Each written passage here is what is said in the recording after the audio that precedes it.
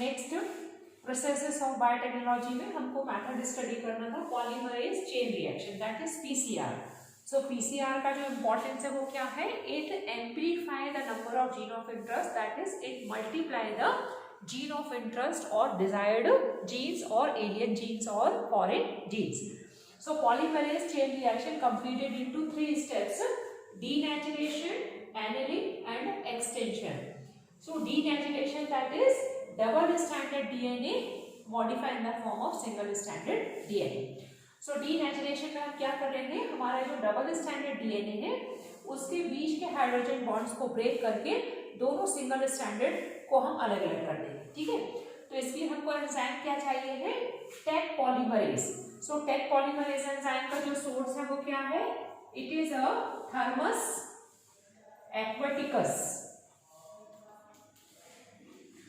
जो Taq polymerase enzyme है वो टेक पॉलीमरेज हमने निकाला है थर्मस एक्वेटिकस बैक्टीरिया से, ठीक है। तो इसका जो सोर्स है वो थर्मस एक्वेटिकस बैक्टीरिया है और इस बैक्टीरिया का जो एंजाइम है Thermus aquaticus, that is Taq polymerase, उसका इंपॉर्टेंट प्रॉपर्टी है कि ये थर्मोस्टेबल नेचर का है। सो थर्मोस्टेबल नेचर का है मतलब वो हाई टेम्परेचर पर भी स्टेबल होता है ना, उसका प्रॉपर्टी लॉस्ट नहीं होता है।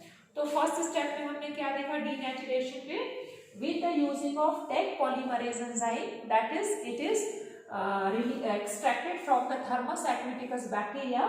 Their property is thermostable, in the high temperature it is stable, so double stranded DNA converted into single stranded DNA. So this process is called as denaturation. So high temperature पर भी ये stability show कर रहा है, that's why Thermus aquaticus bacteria से निकाला हुआ Taq polymerase enzyme हम use कर रहे हैं।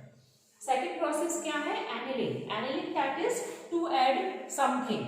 तो हम यहाँ पर क्या ऐड कर रहे हैं, आप यहाँ देख रहे होंगे हमने 2 नई चेन बनाई हुई है, ठीक है।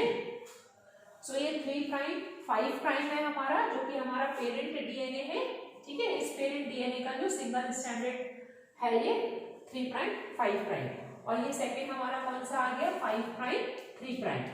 तो हमने यहाँ पर क्या किया है, ये 2 जो हमारे ऑलिगोन्यूक्लियोटाइड चेन है ना, हमने इसमें क्या ऐड किया है, ऑलिगोन्यूक्लियोटाइड चेन। ये जो ऑलिगोन्यूक्लियोटाइड चेन क्या है, सिंथेसाइज्ड है, मतलब हमने इसको लेबोरेटरीज में तैयार किया है। सो यहाँ पर हमने एनिलिंग प्रोसेस में क्या किया, 2 synthetically oligonucleotide chain to add on the parent DNA, this process is called as annealing. Third extension में हम क्या देख रहे हैं, धीरे धीरे हमारा ये जो ऑलिगोन्यूक्लियोटाइड चेन था वो बढ़ करके डीएनए को कंप्लीट स्टेट्स में चेंज करेगा। So 1 DNA completed into 2 DNA states. So इस तरह से एक डीएनए से मल्टीप्लाई होकर के क्या बन गए 2 डीएनए। सो इस तरह से यदि हम उसमें टाइम सेट कर दें तो पीसीआर क्या है, एक ऐसा डिवाइस है जिसमें with in a seconds number of billion copies हम जीन ऑफ इंटरेस्ट की निकाल सकते हैं। तो यदि हम ह्यूमन इंसुलिन बना रहे हैं, उसको कमर्शियल लेवल पर हमको बहुत सारा ह्यूमनिन चाहिए है, तो हम लोग अपने जीन ऑफ इंटरेस्ट को क्या करेंगे, इस तरह से पीसीआर के through number of billion copies gene of interest की ले लेंगे, देन फिर उसको किस में लाइगेट कर देंगे, वेक्टर में। जब वेक्टर में लाइगेट हो जाएगा तो हम उसको कहाँ डालेंगे, होस्ट में मल्टीप्लिकेशन के लिए। तो प्रोसेसेस में पहला स्टेप हमने क्या देखा, isolation of DNA. So isolation of DNA लेने के लिए हमारे पास जो सोर्स है, चाहे प्लांट हो, एनिमल हो, बैक्टीरिया हो, उस एंजाइम से हम उसको डाइजेस्ट करके अपने डीएनए निकाल लेंगे। देन उसको सेपरेट कैसे करेंगे, जेल इलेक्ट्रोफोरेसिस टेक्निक से। सो सारे डीएनए हमारे अलग अलग हो गए। फिर जीन ऑफ इंटरेस्ट को हमने या डीएनए को या एलियन डीएनए को क्या किया, पीसीआर के थ्रू मल्टीप्लाई कर दिया। जब हमको उसका नंबर ऑफ कॉपीज मिल गया तो हम क्या करेंगे, उसको वेक्टर से लाइगेट करेंगे। तो नेक्स्ट हमारा प्रोसेसेस में स्टेप क्या होना चाहिए, this gene of interest ligate with vectors, ठीक है। अब हमने क्या किया, उस जीन ऑफ इंटरेस्ट को वेक्टर से लाइगेट किया। सो वेक्टर्स में आपने देखा ORI है, origin of application, then selectable marker है, तो जहां पर आप उसको ऐड करोगे उस वहां पर जो रेजिस्टेंस जीन होगा वो इनएक्टिव हो जाएगा। वेक्टर से लाइगेट कर दिया आपने, तो आपका क्या बन गया अब, रिकॉम्बिनेंट डीएनए, ठीक है।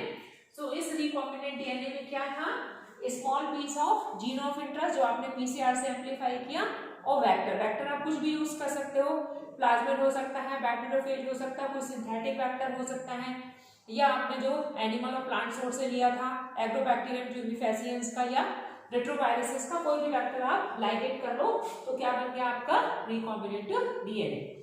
अब इस रिकॉम्बिनेंट डीएनए को हम किस में ट्रांसफर करेंगे, होस्ट में, ठीक है। तो होस्ट हमारा एक टूल भी है, जब अपन प्रीवियसली टूल पढ़ रहे थे तो टूल में भी हम लोग होस्ट के बारे में पढ़ सकते हैं, है ना।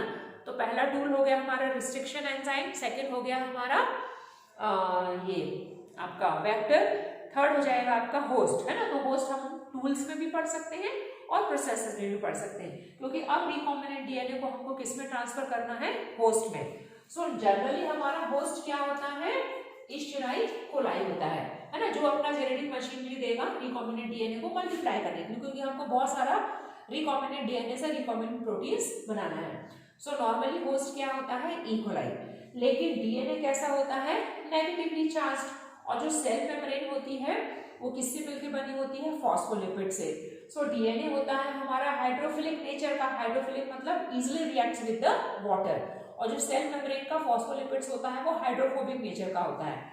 तो हमारा जो नेगेटिवली चार्ज डीएनए जो कि हाइड्रोफिलिक है वो इजीली सेल मेम्ब्रेन को क्रॉस नहीं करता है। तो हमको होस्ट को क्या करना पड़ेगा, ऐसा ट्रीटमेंट देना पड़ेगा ताकि होस्ट इजीली रिकॉम्बिनेंट डीएनए को रिसीव कर ले।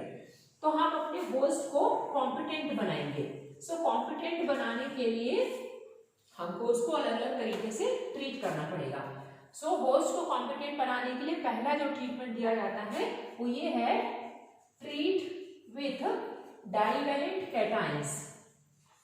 सो डाइवेलेंट कैटायंस मतलब जैसे कैल्शियम आयन, है ना, कैल्शियम आयन किसकी तरह से ऐड करता है, डाइवेलेंट कैटायंस की तरह से। सो यदि हम अपने होस्ट को इस डाइवेलेंट कैटायन से ट्रीट कर दें तो वो इजिली रिकॉम्बिनेंट डीएनए को रिसीव कर लेगा। तो इस तरह से हमने अपने होस्ट को क्या बना लिया, कॉम्पिटेंट बना लिया। सेकंड कहलाता है माइक्रो इंजेक्शन, है ना। सो नाम से ही क्या लग रहा है, एकदम फाइन नीडल होगा, ठीक है, या फाइन पिपेट होगा जिसके थ्रू हम रिकॉम्बिनेंट डीएनए को इंसर्ट कर सकते हैं। सो माइक्रो इंजेक्शंस के थ्रू रिकॉम्बिनेंट डीएनए को लेकर के हम डायरेक्टली किसमें इंजेक्ट करेंगे, ई कोलाई में, दैट इज होस्ट में। सो इस तरह से ये मेथड क्या हो गई, माइक्रो इंजेक्शन। थर्ड कहलाती है जीन गन और बायोलिस्टिक मेथड। ओके, सो जीन गन और बायोलिस्टिक, अब नाम से क्या लग रहा है, गन का मतलब बम्बार्डिंग होगी, है ना। तो इसमें क्या किया जाता है, जो रिकॉम्बिनेंट डीएनए है उसको कोड किया जाता है या तो गोल्ड से या फिर टंगस्टन के थ्रू। आपको पता है ये दोनों क्या है, मेटल है, गोल्ड एंड टंगस्टन। तो रिकॉम्बिनेंट डीएनए को गोल्ड या टंगस्टन से रैप करके डायरेक्टली बम्बार्डिंग की जाती है होस्ट के ऊपर। सो इस तरह से इतना हाई वेलोसिटी से वो गन उसको एंटर करता है कि डायरेक्टली होस्ट उसको रिसीव कर लेता है। सेकंड होता है डिसआर्म्ड पैथोजन। सो डिसआर्म्ड पैथोजन का मीनिंग हमने आपको बताया था पहले ही, यदि किसी पैथोजन को, हमेशा पैथोजन कैसा होता है, डिजीज कॉजिंग, तो यदि किसी डिजीज कॉजिंग ऑर्गेनिजम्स के जो डिजीज कॉजिंग वाला जीन्स है उसको सप्रेस कर दिया जाए तो वो क्या हो जाएगा, डिसआर्म्ड पैथोजन। तो किसी भी डिसआर्म्ड पैथोजन के थ्रू, चाहे वो बैक्टीरिया हो या फंगाई हो या वायरस है, उसके थ्रू हम अपने होस्ट को कॉम्पिटेंट बना सकते हैं। मतलब रिकॉम्बिनेंट डीएनए अब कहाँ एंटर हो गया, हमारे होस्ट में।